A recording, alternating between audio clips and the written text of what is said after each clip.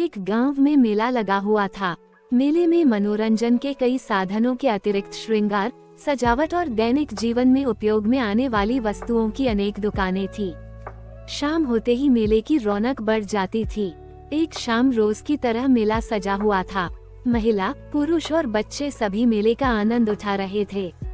दुकानों में अच्छी खासी भीड़ उमड़ी हुई थी। उन्हीं दुकानों में से एक दुकान कांच से निर्मित वस्तुओं की थी, जिसमें कांच के बर्तन और गृह सज्जा की कई वस्तुएं बिक रही थी। अन्य दुकानों की अपेक्षा उस दुकान में लोगों की भीड़ कुछ कम थी। एक जौहरी भी उस दिन मेले में घूम रहा था। घूमते घूमते जब वो उस दुकान के पास से गुजरा तो उसकी नजर एक चमकते हुए कांच के टुकड़े पर अटक गई। उसकी पारखी नजर तुरंत ताड़ गई कि वो कोई साधारण कांच का टुकड़ा नहीं, बल्कि बेशकीमती हीरा है। वो समझ गया कि दुकानदार इस बात से अनभिज्ञ है। वह दुकान में गया और उस हीरे को उठाकर दुकानदार से उसकी कीमत पूछने लगा। भाई, जरा इसकी कीमत तो बताना।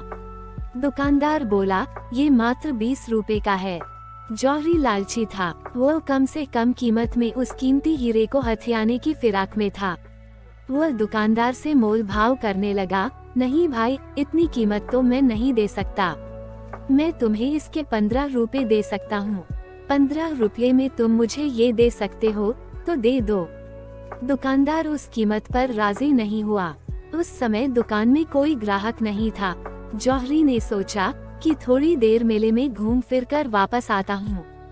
हो सकता है तब तक इसका मन बदल जाए और ये 15 रुपए में मुझे ये कीमती हीरा दे दे।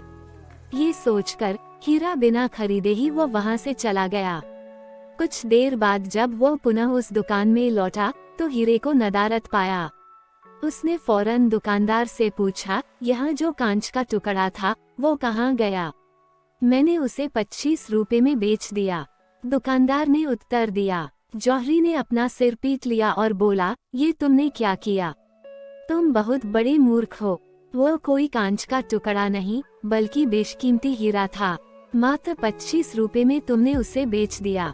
मूर्ख मैं नहीं तुम हो। मैं तो नहीं जानता था कि वह बेशकीमती हीरा है, पर तुम तो जानते थे। फिर भी तुम मुझसे मोल भाव कर 5 रुपए बचाने में लगे रहे और हीरा बिना खरीदे ही दुकान से चले गए। उस दुकानदार ने उत्तर दिया। दुकानदार का उत्तर सुन जौहरी अपनी मूर्खता पर पछताने लगा और पछताते हुए खाली हाथ वापस लौट गया। सीख: मूर्खता और लालच दोनों नुकसान का कारण हैं।